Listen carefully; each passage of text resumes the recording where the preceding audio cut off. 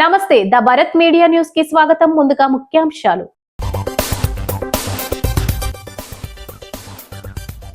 కోల్కతా స్టేడియంలో ఉద్రిక్తత, మెస్సీకి మమతా బెనర్జీ క్షమాపణలు.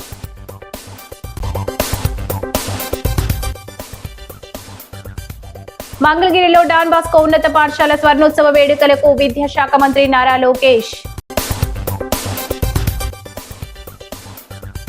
వైఎస్ జగన్ వల్లే భూ సంస్కరణలు, మాజీ మంత్రి ధర్మాన. కూటమి ప్రభుత్వ హయాంలో భూ సంస్కరణలు ప్రజలకు నిరాశ మిగిల్చాయని మాజీ రెవెన్యూ శాఖ మంత్రి ధర్మాన ప్రసాదరావు తెలిపారు. శనివారం శ్రీకాకుళం జిల్లా కేంద్రంలో జరిగిన సమావేశంలో ఆయన మాట్లాడుతూ, జగన్ ప్రభుత్వ హయాంలో రైతులకు మేలు చేసే విధంగా భూ సంస్కరణలు చేపట్టామని, ఆ నిర్ణయం వల్ల ఎంతో మంది రైతులు ఉపాధి పొందారని, వారి కుటుంబాలు అభివృద్ధి చెందాయని గుర్తు చేశారు. మొన్న జగన్మోహన్ రెడ్డి గారు 19లో అధికారంలోకి వచ్చేంత వరకు మరెవరు ఏ సంస్కరణ తీసుకురాలే. అంటే బీదవాళ్ళ ప్రయోజనాల కోసం భూమికి సంబంధించినటువంటి సంస్కరణ ఏది తేకపోగా భూమికి సంబంధించినటువంటి ఇతర సమస్యలు కోకొల్లలుగా మిగిలిపోయినాయి. ఉదాహరణకు ఎవరి భూమి ఏదో గుర్తించలేనటువంటి పరిస్థితి, ఆ వివాదం కోర్టుల్లో సంవత్సరాల తరబడి నడుస్తూ ఉండడం, తద్వారా ఈనాడున్నటువంటి వ్యవస్థలో ధనవంతుడికి మాత్రమే సరైనటువంటి న్యాయం లభించేటువంటి పద్ధతులు నెలకొన్న నేపథ్యంలో కోర్టుల్లో దశాబ్దాల తరబడి వివాదాలని పరిష్కరించుకోలేక విసిగిపోయి పెట్టుబడి పెట్టలేక కారు చౌకగా భూములు అమ్మేసేటువంటి పరిస్థితి మన రాష్ట్రంలో కూడా నెలకొంది. అనేకమైనటువంటి భూములు ఎవరివో తెలియనటువంటి పరిస్థితి. ఉదాహరణకు చుక్కల భూములు. ఏమిటి చుక్కల భూములు? బ్రిటిషర్సు 100 సంవత్సరాల క్రితము ఈ రాష్ట్రంలో సర్వే నిర్వహించినప్పుడు ఆనాడు భూమి కలిగినటువంటి భూమి కలిగినటువంటి రైతు తెలియకో అమాయకత్వం వలనో ఆబ్సెంట్ అవ్వడం వలనో వారు సర్వే చేసినప్పుడు చుక్కలు పెట్టేశారు. ఆ భూమి ఎవరిదో తెలియక. అదంతే. అప్పటి నుంచి మళ్ళీ సర్వే జరగలేదు. చుక్కల భూములని ఆ భూములేమో ఎవరికి హక్కులు ఇవ్వబడలేదు, ఆ ఆస్తి మీద ప్రభుత్వం బ్యాంకులు ఎలాంటి రుణాలు ఇవ్వబడలేదు, అలాగ ఉండిపోయినాయి. అలాగలే లంక భూములు. లంకల్లో ఇచ్చినటువంటి భూములకి పట్టాలు ఇచ్చే పరిస్థితి లేదు. ఆ రైతే గడిచిన కొన్ని దశాబ్దాల నుంచి దాన్ని పండించుకుంటున్నాడు, వాళ్ళకి పట్టాలు ఇవ్వరు. ఇలాంటివేవి పేదవాళ్ళకు సంబంధించినటువంటి నిర్ణయాలు మళ్ళీ మధ్యన జరగల. ఆ ముందు జరిగినటువంటి పేదవాళ్ళకు జరిగినటువంటి రెవెన్యూ సంస్కరణలో పేదల వైపు ఇచ్చినటువంటి సంస్కరణలు ఏవైతే దాని తర్వాత ఎవరు ఏమి చేపట్టలే. 19లో ఏర్పడినటువంటి జగన్మోహన్ రెడ్డి ప్రభుత్వం, అంటే మేమందరం క్యాబినెట్లో ఉన్నటువంటి ప్రభుత్వం, మళ్ళీ పెద్ద ఎత్తున రెవెన్యూ సంస్కరణల్ని చేపట్టింది. ఆ చుక్కల భూముల్ని 2019 వరకు నుంచి 12 సంవత్సరాలు అంతకుముందు ఆ భూమి పైన ఉన్నటువంటి రైతులకి పట్టాలు ఇచ్చే కార్యక్రమం చేశాం. ఇది ఒక గొప్ప నిర్ణయం. 100 సంవత్సరాలు పరిష్కరించబడినటువంటి సమస్య జగన్మోహన్ రెడ్డి నిర్ణయం వల్ల జరిగింది. అది ఎవరికి నష్టం? దీనివల్ల ఆ బ్యాంకుల్లో ఆ ఆస్తిని బ్యాంకుల్లో కుదువబెట్టడానికి అవకాశం వచ్చింది, పెట్టుబడి వచ్చింది. ఆ పెట్టుబడి మార్కెట్లో మళ్ళీ పెట్టుబడి పెట్టడానికి అవకాశం వచ్చింది. తద్వారా ప్రభుత్వానికి ఆదాయం వచ్చి ఇది కొంతమందికి ఉపాధి లభించింది. ఈనాడు ప్రభుత్వం అందిస్తున్న సహాయం వాళ్ళకి అంతూ ఉంది. ఏమిటట ఈనాడు ఉన్నటువంటి ప్రభుత్వానికి అభ్యంతరం?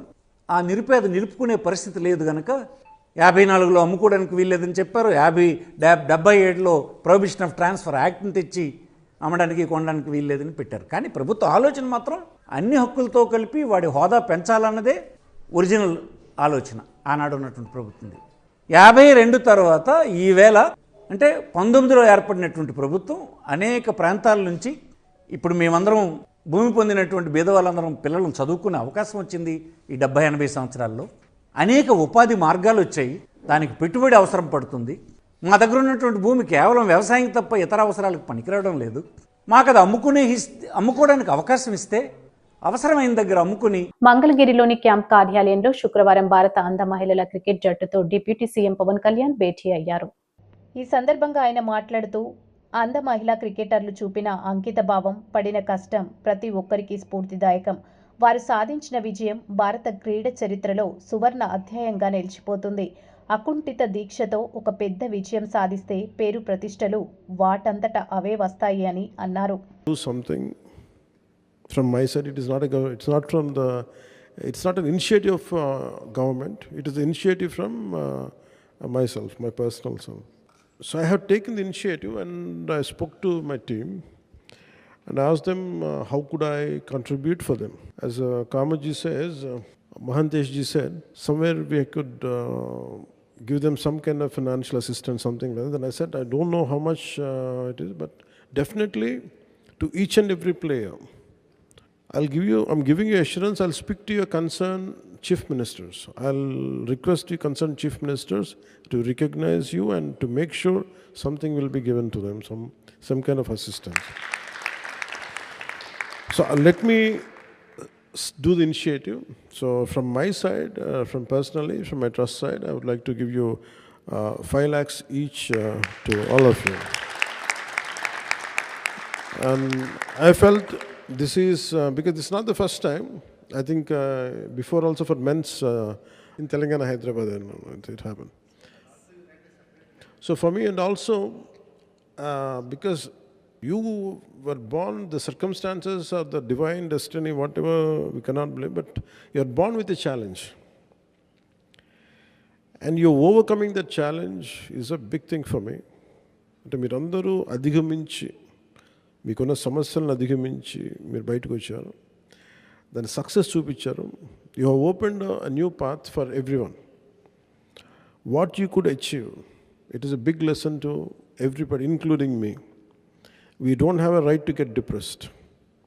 We don't have a right to feel bad after your achievement. We will take you as inspiration. This country, each and every Indian will take you as an inspiration for your fantastic achievement. I congratulate you all. And రైతులు తాము పండించే వ్యవసాయ ఉత్పత్తుల్లో అధిక దిగుబడి సాధించేందుకు మునారా agro technologies రూపొందించిన ammonia sulphate రసాయన గుళికలు ఎంతగానో ఉపయోగపడుతుందని మునారా అగ్రో టెక్నాలజీస్ సంస్థ మేనేజింగ్ డైరెక్టర్ సిఎస్ఆర్ నాయుడు తెలిపారు. సంస్థ ఉత్పత్తి అమోనియం సల్ఫేట్ గుళికలను వ్యవసాయ సహాయ సంచాలకులు కె దుర్గాలక్ష్మితో కలిసి ఆవిష్కరించారు.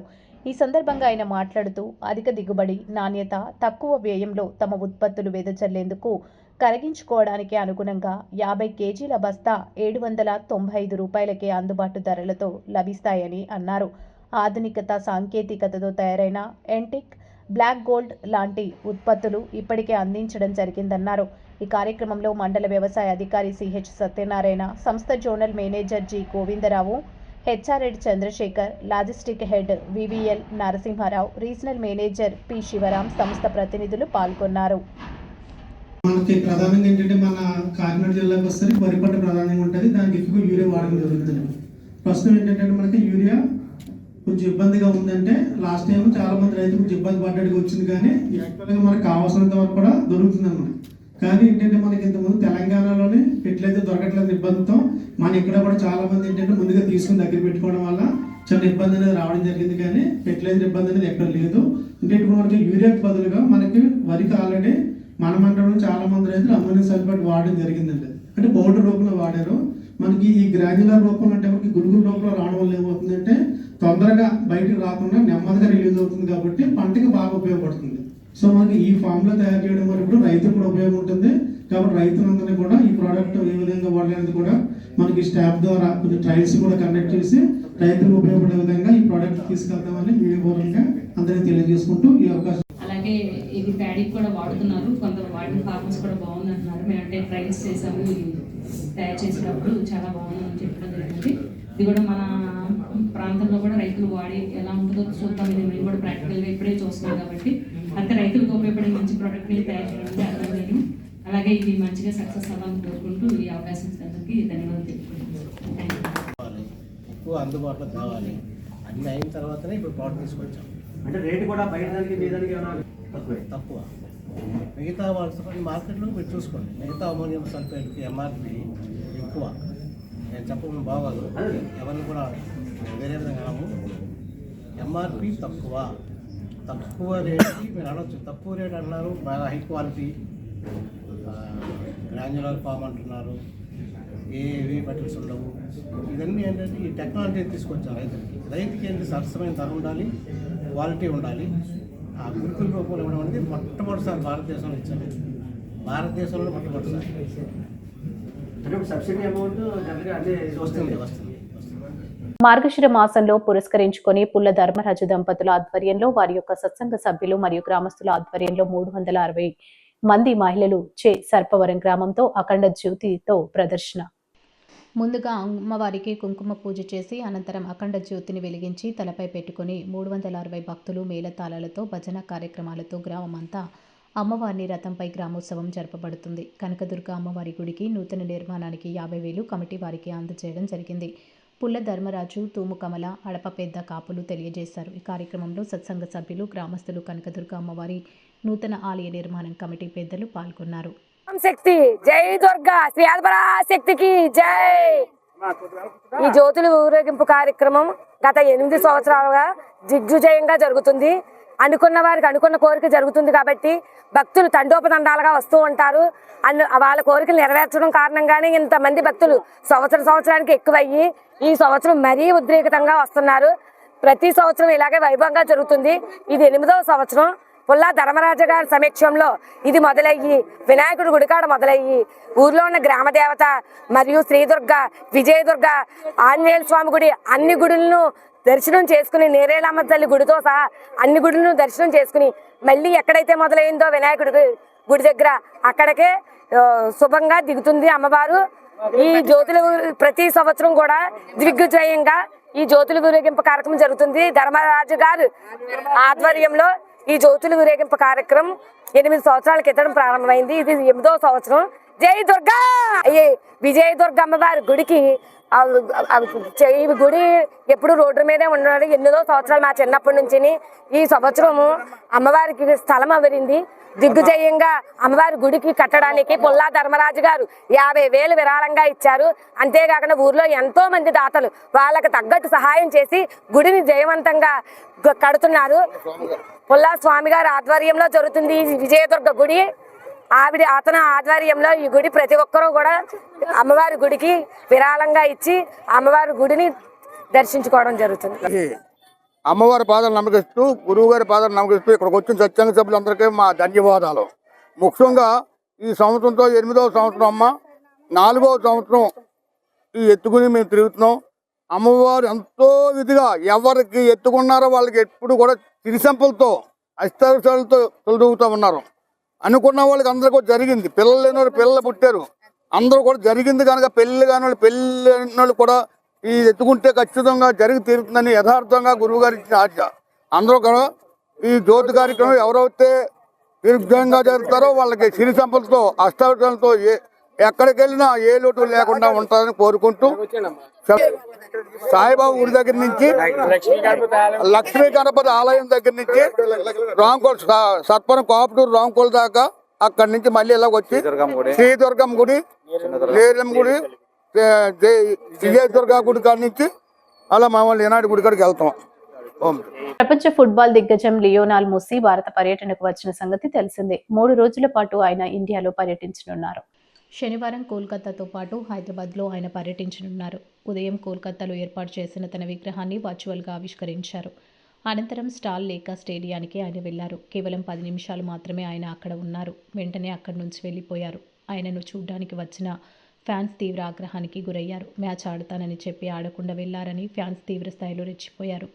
ఆగ్రహం వ్యక్తం చేస్తూ స్టేడియంలో కుర్చీలు విరగొట్టారు. విరగొట్టిన కుర్చీలను స్టాల్ లేక్ స్టేడియంలోని ట్రాక్పై పడేశారు. ప్రస్తుతం ఇందుకు సంబంధించిన ఫోటోలు, వీడియోలు సోషల్ మీడియాలో వైరల్గా మారాయి. ఇక ఈ సంఘటనపై పశ్చిమ బెంగాల్ ముఖ్యమంత్రి మమతా బెనర్జీ స్పందించారు. మెస్సీగా క్షమాపణ చెప్పారు. ఈ మేరకు ఎక్స్ ఖాతాలో ఓ పోస్ట్ పెట్టారు. ఆ పోస్టులో సాల్ట్ లేక స్టేడియంలో నిర్వహణ లోపం గురించి తెలిసి షాక్కు గురయ్యాను. బాధ కూడా వేసింది. నేను స్టేడియానికి వస్తూ ఉన్నాను. Lionel Messi sports lovers, Messi ఫ్యాన్స్కి క్షమాపణ చెబుతున్నాను.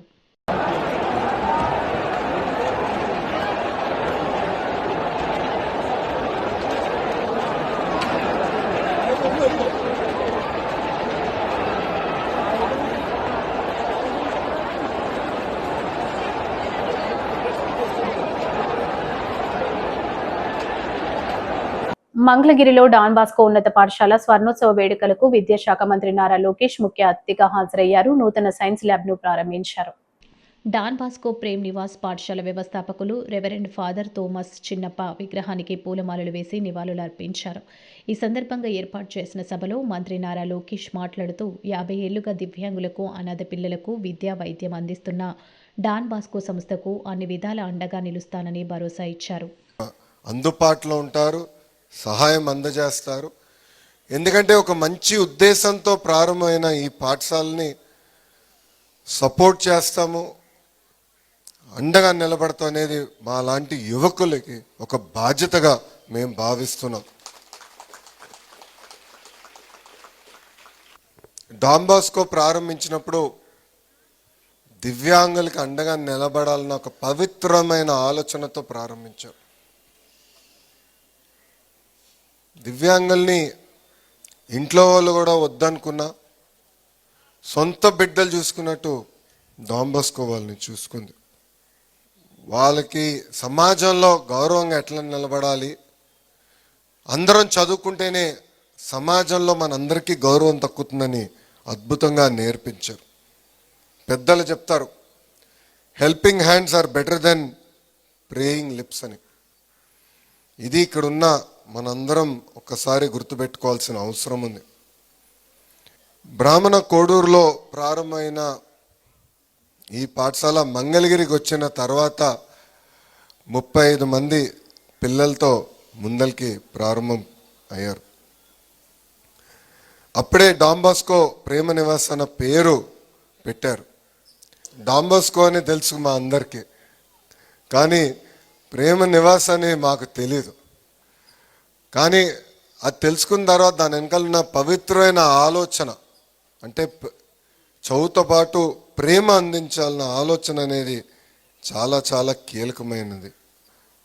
గడిచిన 50 సంవత్సరాల్లో అద్భుతంగా దివ్యాంగుల్ని ఆదుకున్నారు, ఆర్టిఫిషియల్ ఆర్గన్స్ అందించారు, దివ్యాంగులకి ఏకంగా కౌన్సిలింగ్ ఇచ్చి సమాజంలో గౌరవంగా ఎట్లా నిలబడాలో కూడా నేర్పిస్తాం కూడా జరిగింది.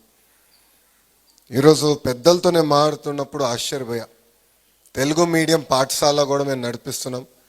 సుమారుగా 350 మంది పిల్లలు ఉన్నారు.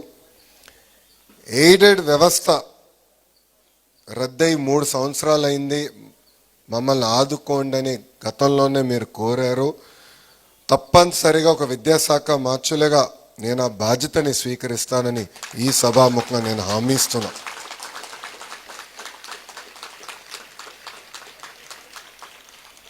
ఇక్కడ ఉన్న పిల్లలందరినీ ఒక విషయం నేను కోరాలనుకుంటున్నాను. ఇంట్లో తల్లిదండ్రులు మనని సరైన మార్గంలో పెడతారు, దారి చూపిస్తారు. కానీ మనందరం ఎక్కువ సమయం మన టీచర్స్తో మనం గడుపుతాం. నేను అనేకసార్లు చెప్పా, నేను ఈరోజు ఈ స్థాయికి వచ్చాను, ఇతర దేశాలకు వెళ్ళి ఒక ఇంజనీరింగ్ ప్రోగ్రామ్ MBA చేశానంటే దానికి కారణం మా ఉపాధ్యాయులు. నేను భారతీయ విద్యాభవన్ పాఠశాలలో చదివినవాడిని. అక్కడ మంజుల మేడం గారని స్ట్రిక్ట్ మేడం గారు ఉండేవారు. నేనేమైనా తప్పు చేస్తే మొత్తం స్కూల్కి ఒక మెసేజ్ ఇవ్వాలని నన్నే ఎక్కువ కొట్టేవారు. కానీ ఆ రోజు మేడం గారు నన్ను డిసిప్లిన్ చేశారు ఎందుకని ఈరోజు నేను ఈ స్థాయికి ఎదిగాను. దాని తర్వాత నారాయణ గారు, నేను కొన్ని ఫండమెంటల్స్లో వీక్గా ఉంటే ఆయనే పర్సనల్గా నాకు పాఠాలు చెప్పి ప్రయోజకుగా మార్చారు. అక్కడి నుంచి ప్రొఫెసర్ రాజిరెడ్డి గారు సొంత కొడుకుని దత్తకు చూసుకున్నట్టు ఆయన నన్ను దత్తకు తీసుకున్నారు. నన్ను పర్సనల్గా, ఎందుకంటే కొత్త దేశానికి వెళ్ళినప్పుడు అనేక ఇబ్బందులు ఎదుర్కొంటాం, ఆయనే పర్సనల్గా ఉండి కార్నెగీ మెలన్లో కోర్స్ వర్క్ ఎట్లా చేయాలి, క్రెడిట్ సిస్టమ్ ఎట్లా నడుస్తుందని నేర్పిన వారు. నేను ఈరోజు ఈ స్థాయికి వచ్చానంటే దానికి కారణం నా వెనకాల ఉన్న ఈ 3 ఉపాధ్యాయులని ఈ సభాముఖంగా పిల్లలందరికీ తెలియజేసుకుంటున్నా. సో మీరు కూడా పెద్దవాళ్ళు అవుతారు, రాబోయే రోజుల్లో మంచి ఉద్యోగాలు వస్తాయి. కానీ మీ టీచర్ని మీరు మర్చిపోకూడదు, జీవితాంతం వాళ్ళు గుర్తుపెట్టుకోవాలి. డాన్ బాస్కో స్కూల్ని గుర్తుపెట్టుకోవాలి. మీ వంతు మీ సహాయం ఈ స్కూల్కి అందజేయాలని ఈ సభాముఖంగా పిల్లలందరికీ నేను తెలియజేస్తున్నాను. In this journey the most powerful force will always be our teachers. Many served without proper salaries. Some walked long distance to teach all of us. They stitched together resources when there were none. They continued the work. Care health planners శిక్షణ కార్యక్రమంలో ముఖ్య అతిథులుగా 3 జిల్లాల head Gauri Naidu మరియు Vizag branch manager G Uday Kumar పాల్గొన్నారు. ADO కట్టసాయి ఆధ్వర్యంలో 40 మంది health ప్లానర్లతో గురువారం ఉదయం స్థానిక రింగ్ రోడ్డు వద్ద గల ఫంక్షన్ హాల్లో జరిగిన హెల్త్ ప్లానర్స్ మీటింగ్ లో కేర్ హెల్త్ ఇన్సూరెన్స్ ద్వారా ఉపాధి అవకాశాలపై ప్రత్యేక దృష్టి నిలిపి నిరుద్యోగ యువతకి అండగా ఉంటుందన్నారు. యువతకు తమ తల్లిదండ్రుల ఆరోగ్యం పైన ముందస్తు అవగాహన ఉండాలని, హెల్త్ ప్లాన్ పై అవగాహన కల్పించాలని అన్నారు. కేర్ హెల్త్ ఇన్సూరెన్స్ లో మాత్రమే ప్రత్యేక రైడర్స్ అందరికీ అందుబాటులో ఉండే విధంగా ఉన్నాయని అన్నారు. అస్తమా, రక్తపోటు, కొలెస్ట్రాల్, షుగర్, థైరాయిడ్ ఉన్నా సరే ఆరోగ్య బీమాలో కవర్ అయ్యేటటువంటి కేర్ హెల్త్ ఇన్సూరెన్స్ సేవలు అందుబాటులో ఉన్నాయన్నారు. ఈ ప్రాంత ఆసుపత్రిలో కూడా క్యాష్లెస్ అందుబాటులో ఉందన్నారు. దేశంలో మొట్టమొదటిసారిగా ప్రీమియం రిటర్న్ మరియు జీవితకాలం బోనస్ ఇచ్చే ఏకైక సంస్థ కేర్ హెల్త్ ఇన్సూరెన్స్ మాత్రమే అన్నారు. ప్రధానంగా ఆటో రీఛార్జ్, రూమ్ లిమిట్తో పాటు ఎటువంటి సబ్ లిమిట్స్ లేని బీమా సంస్థ సేవలను వినియోగించుకోవాలన్నారు. క్లెయిమ్ షీల్డ్తో అదనపు ఛార్జీలకు కూడా చెక్ పెట్టొచ్చన్నారు. ఆన్లైన్ పాలసీలు తీసుకొని మోసపోవద్దని, హెల్త్ ప్లానర్స్ ద్వారా మీకు అందుబాటులో ఉన్న ప్లాన్స్ను తీసుకోవాలన్నారు. ఇతర కంపెనీలలో పాలసీ ఉన్న కస్టమర్స్ సర్వీస్ బెనిఫిట్స్ లేక ఇబ్బంది ఉన్నవారికి కేర్ హెల్త్ ఇన్సూరెన్స్ కంపెనీలోకి పోర్ట్ అయ్యే సౌకర్యం ఉందని, ఇలా పోర్ట్ అయిన వారికి పాత పాలసీలో ఉన్న సీనియారిటీ, బోనస్ రెండూ ఫ్రీగా ట్రాన్స్ఫర్ చేసుకొని కంటిన్యూ బెనిఫిట్స్ పొందవచ్చని, పూర్తి వివరాలకు ఏడీఓ కట్టసాయి 9848283530ను సంప్రదించాలన్నారు. నిజంగా అంటే జాయిన్ అయ్యి వీళ్ళు ఒక 3 months వీళ్ళు బాగుంటుంది అంటే ఒక 6 months వీళ్ళు హెల్త్ ఇన్సూరెన్స్ ఇది మెరైట్ నిజంగా. అంటే ఇప్పుడు నా దగ్గర 2000 మెంబర్స్ ఉన్నారండి. అంటే 35 మెంబర్స్ మొత్తం 6 లొకేషన్ నుంచి వస్తారు. బట్ నా దగ్గర కూడా అంటే ఎవరైనా క్వారంటైన్ చేయాలంటే చాలా టైం పడుతుంది. ఎందుకంటే రావాలి, ప్రొడక్ట్ ఎవిడెన్స్ రావాలి, కస్టమర్కి చెప్పాలి, నోట్ చేయాలి, ఇదంతా చాలా టైం. బట్ ఇది షార్ట్ టైంలో చేశాను. బికాజ్ ఆఫ్ మీరు ఏమంటే ఆ బిజినెస్ అతను బయట ప్యాషన్ నిజంగా అతను చాలా డెడికేషన్ అంటే వర్క్ డెడికేషన్ ఎక్కువ ఉంటుంది. ఓకే, బట్ అంటే చాలామంది అంటే ఏదైనా గవర్నమెంట్ జాబ్స్ ఇవన్నీ చాలామంది చెప్తుంటారు కదా. ఓకే, బట్ అది ఏమీ కాదండి. అంటే ప్రజెంట్ సిచ్యువేషన్లో అంటే మనం చేసే ప్రొఫెషన్ ఏదైతే ఉందో అది మార్కెట్లో దాని నీడ్ అనుకుంటుందని మనం తెలుసుకోవాలి first of all. Okay, present life already కలుగుతుంది. అంటే ఇప్పుడు లైఫ్ మాట్లాడుతుంది మేడం, మీరు అందరూ లైఫ్ వర్క్ చేస్తుంటారు కనుక బట్ అది నెగిటివ్ ఉంటుంది. బట్ ఈ లైఫ్ కపుల్ చేసి మాట్లాడలేదు. ఎందుకంటే యాక్చువల్ లైఫ్ అంటే ఈవెన్ ఎల్ఐసి అవ్వండి, ఎస్బీ అవ్వండి, all life insurance companies life father. ఎందుకంటే యాక్చువల్లీ మీరు అందరూ అక్కడ చేయడం వల్లే వితౌట్ ట్రైనింగ్ మీరు హెల్త్ ఇన్సూరెన్స్ చేస్తారు. ఎందుకంటే మేజర్ అదే. కానీ క్రియేట్ అవుతుందంటే లైఫ్ ఇన్సూరెన్స్ ప్రొసెస్ మార్కెట్ ఈ అంటే ఈ ఐఆర్డీ అప్డేట్ కొన్ని సిస్టమ్స్ పెట్టడం వల్ల మార్కెట్ కొంచెం డౌన్ అయింది లైఫ్. ఓకే, బట్ హెల్త్ ఏదైతే ఉంది ఇప్పుడు ప్రజెంట్ సిచ్యువేషన్ హెల్త్ చాలా బాగా ఉంటుంది. కోర్స్ మీద తీరాల్సి వస్తుంది హెల్త్ ఇన్సూరెన్స్ తెలుసా. ఇప్పుడు ఏదైతే 5 కంపెనీస్ ఉన్నాయి, స్టార్, కేరు, యూరోపో, మెన్పల్, ఆదిత్య. ఓకే, ఈ 5 కంపెనీస్ ఏవైతే ఉన్నాయో ఓకే ఈ 5 కంపెనీస్ కాకుండా ఇప్పుడు నెక్స్ట్ ఇయర్లో 3 కొత్త కంపెనీస్ వస్తుంది. అంటే పాత వాళ్ళు కూడా ఓన్లీ హెల్త్ ఇండియా రివ్యూ చేస్తారు. బికాస్ ఆఫ్ ఇదే ఓన్లీ మన దగ్గర విలేజ్ ఒక 25-30% మాత్రమే రిటర్న్ కవరేజ్ ఉంది. ఓకే, ఇంకా 65% ఇంకా 50 హెల్త్ ఇన్సూరెన్స్ కావాలన్నది ప్రిఫర్. సో ఇది రైట్ టైం. అంటే మీకు మార్కెట్లో మీరు అది ఏ విధంగా మనం వెళ్తామా అనే కస్టమర్ ఏ విధంగా గ్యాదర్ చేస్తారా అనేది మీ చాయిస్. వార్తలు ముగించే ముందు ముఖ్యాంశాలు మరోసారి. కోల్కతా స్టేడియంలో ఉద్రిక్తత, మెస్సీకి మమతా బెనర్జీ క్షమాపణలు.